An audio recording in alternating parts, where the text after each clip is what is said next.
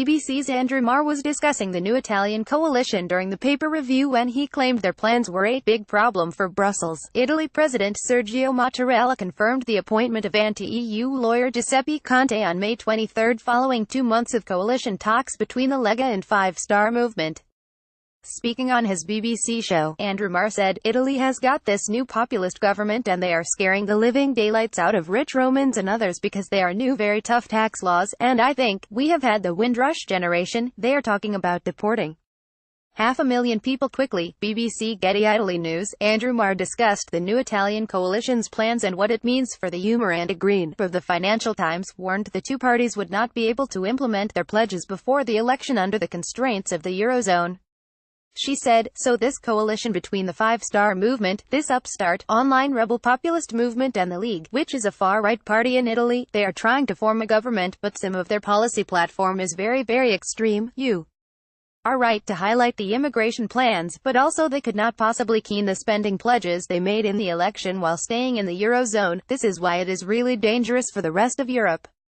It's a really big problem for Brussels." Andrew Marr, the Eurozone spending rules will not allow them to have a universal basic income and all these other things. The BBC host interrupted the journalist, saying, "It's a really big problem for Brussels." Ms. Green added, "It is a huge problem for Brussels.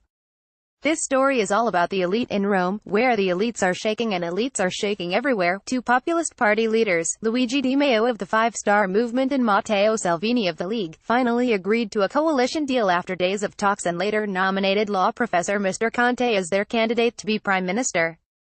The coalition deal promises tax cuts, basic income for the poor and the deportation of migrants.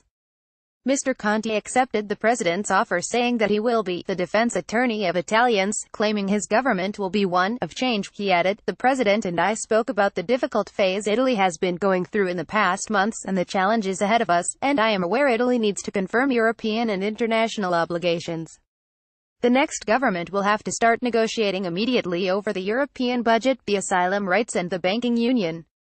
It's my intention to work hard on this by building alliances and operating to defend the national interest." Former Italian Treasury Chief Economist Lorenzo Codogno warned BBC's Today program this week that Eurosceptic forces are getting the upper hand. Professor Codogno said, "The government that will be formed is made up by two parties. We got more worried and it looks like the Eurosceptics are getting the upper hand." Lega leader Matteo Salvini has also warned the EU that Italy won't choose a finance minister they like, as he tries to appoint Paolo Savona, a leading anti-Euro economist, as finance minister.